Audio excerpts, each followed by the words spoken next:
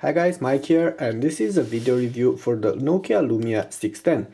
We have it right here. This is the cyan version, will be available in a bunch of other colors as well. Probably know this is one of the cheapest Windows Phone smartphones on the market. It's running Windows Phone 7.5 Tango, meant for devices like this that should be affordable and should bring poorer hardware than most of the others. First of all, let's have a quick look inside the box and see what you get here. The box is pretty standard, it looks nice. You're going to find your phone over here, and beneath there should be a couple of manuals, and the charger. This is the standard European charger, and next to it you have the USB cable. It's standard USB. It's going to connect in the charger over here, and this part is micro USB. You can use it to connect this to a computer and to charge your device. And you also have a pair of headsets with a couple of different plugs here, and these headsets are actually quite interesting. You can't put them wrong in your ear, so they will only work if you get them right, and they're decent. They're not the best headsets, but they're actually decent. Now let's get all this out of the way, and we should have a look at the actual device. The first thing you're going to notice on the Nokia Lumia is that it comes with this shiny exterior.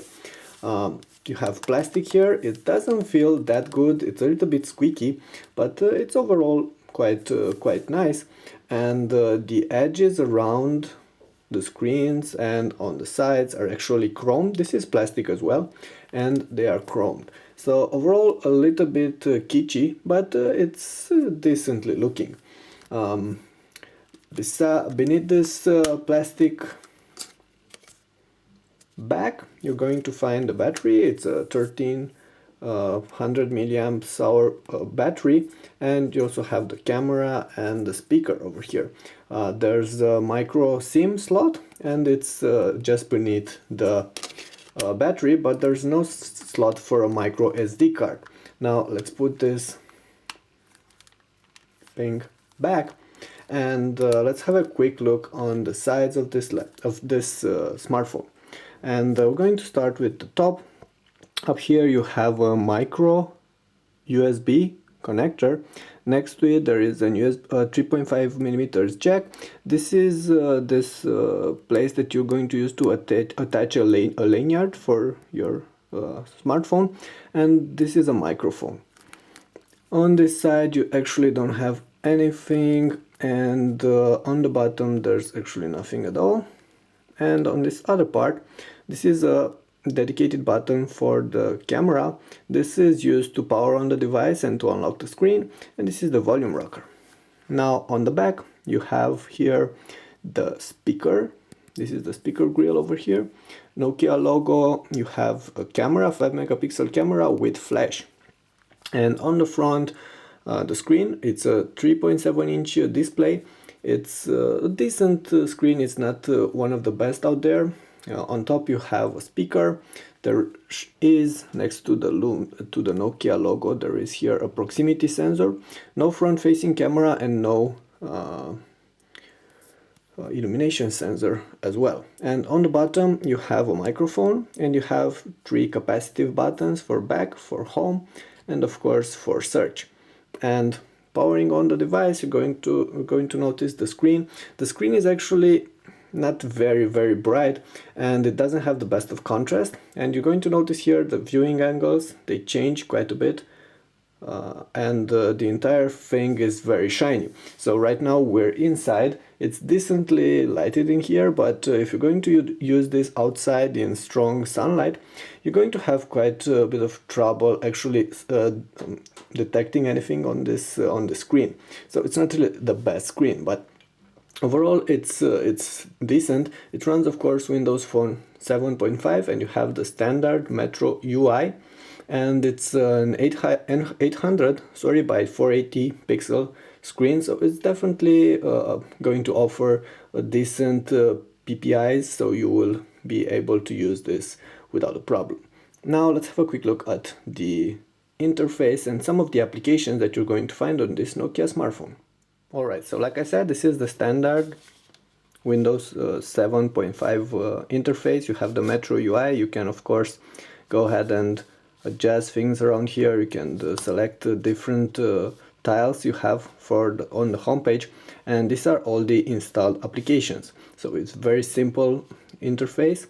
Locking the screen, this is how the lock screen actually works. It has a notification system over here. If you're going to get messages or I don't know, emails, they will be displayed here on the bottom. You have the media player here on top, and you unlock it like this. And of course these are live tiles. You can see that my people's tile over here is moving, and I have an alarm set for 7:30, so it's actually quite useful. Now let's have a quick look. This is how the phone agenda looks. These are a bunch of phone numbers I've dialed. You have the messaging applications over here, and this is how the messages will look on this device. Okay, what else we have here? You have the Gmail application, which is actually quite nice, and it allows you to go ahead and group messages, and it will work with a bunch of different email accounts, and you can group them together in a unified inbox. Okay, have the alarms. Like I said, it's quite simple to select and put on an alarm. I'm not going to tell you about the Internet Explorer yet. You have calendar, so you can and it's going to synchronize with your Google Calendar, your Facebook, and all this stuff, so you will have all your events over here. Let's see, music and video is the standard Zune interface, and this is a video. It's not really a 720p because... Okay, let me go ahead and dial down the volume.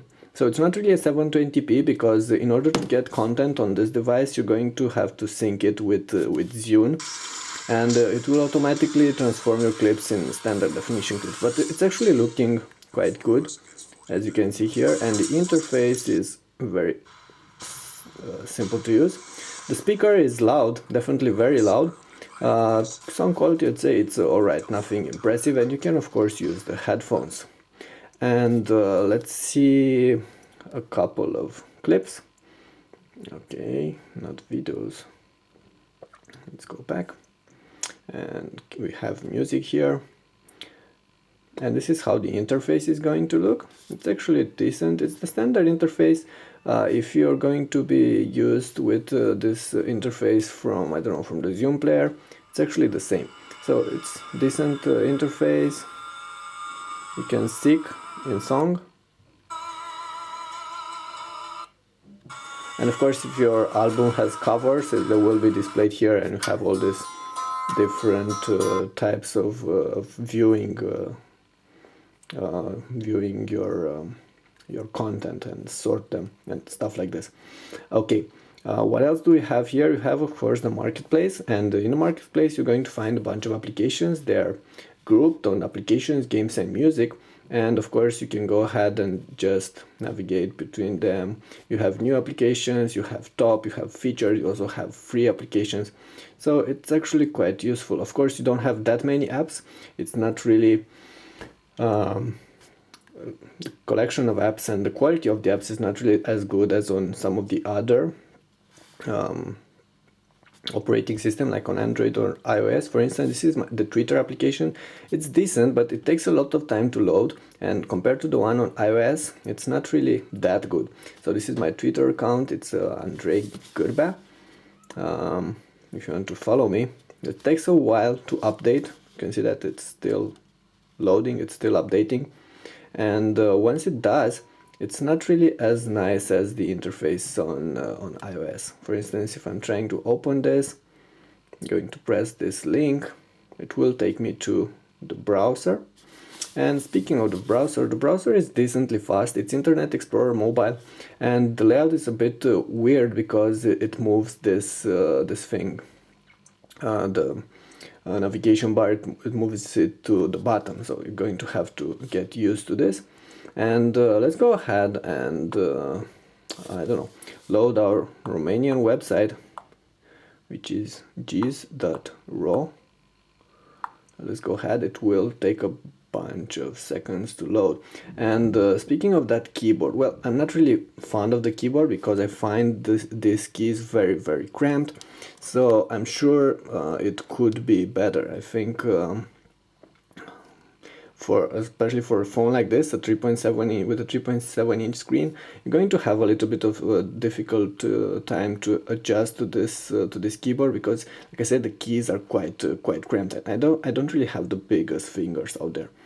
Okay, so this is the side. This is how it's going to look. It's moving quite smooth, and it's rendering it right. But of course, it doesn't have flash, so this is one thing you're not getting on this particular browser. If you're trying to watch clips on YouTube, you can do that, of course. Well, let's go ahead and find YouTube, but it will play the clip in the dedicated application. Okay, how to make panda sushi roll. Let's see what's gonna happen. So this is the YouTube clip. Let's play it. Takes a bit of time to load. So last time I showed you how to make sushi rice. Finally today I'm going to make sushi. Okay, so seeking should work like this. Something like this, and it should be decent. Okay, so that was YouTube. And of course, because this is Windows 7 Tango, it doesn't really have multitasking. Probably going to know this already. One more thing, this besides all these applications characteristic to Windows Phone, this Nokia actually bundles a couple of others, and bundles Nokia Maps, and of course Nokia Music and Nokia Drive. Nokia Drive will take a bit of time to load, but once it does, you get turn-by-turn navigation. It's free, you get free updates, and you can download the content and store it locally on your device. So it will take a bit of time. Looks like I haven't actually used it on this, but I'm familiar with it from some other devices. And Nokia Maps as well, you got the maps, and you can download them and store them offline and use them when you don't really have an internet connection. And it's actually quite good. It's working very nice. Okay, so those are some of the applications I wanted to show you. Of course, there are some others from Nokia, like Nokia Transport, and a bunch of others. So overall, the experience is quite solid. You saw that I can move around quite easily. There's very little lag, and the overall experience is good. The device feels solid in my hand, but you don't really get to install all the applications from the marketplace. Some of them won't work on this because this only runs on a single core 800 megahertz processor with 256 megabytes of RAM. And in terms of storage, you get an 8 gigabyte of space, which you can't really upgrade because there's no micro SD card. And out of those 8 gigabytes, only about 6 are actually usable for applications. So you don't really have a lot of space for your music, for your content. But that's just something you're going to have to do if you want a smartphone like this one. I should tell you just a couple of extra things in terms of battery life. This has a 1300 milliamps battery, and because of the poor hardware, it can go for up to 1, maybe 2, maybe even 3 days if you're going to use it just lightly. So that's very good for a smartphone. And speaking about prices, well, this goes for about 250 euros over here. So it's a fairly affordable smartphone. Of course, you will be able to get it on contract, probably for free or just for a couple of tens of euros, as long as you're going to buy contracts for, I don't know, maybe 12 or even 24 months. But in this price range, this device is actually quite interesting. However, there is one thing. For the same kind of money, you will be able to get the Nokia Lumia 710. And that one is way faster. It has the better screen with less reflections and better contrast.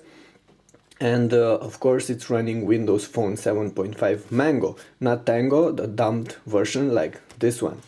On the other hand, it's not as sleek looking and it's a bit thicker, that one, but I still feel like that one is the better pick. And of course there are competitors with Android. For instance, the Sony Xperia U, which is the cheapest dual-core smartphone on the market. It's slightly more expensive than this one, but not by a lot. And there's also the Samsung Galaxy Ace and the Samsung Galaxy Ace 2 that run for just the same kind of money. So I'm not really sure if this is truly the best smartphone out there you can get for around 200 euros.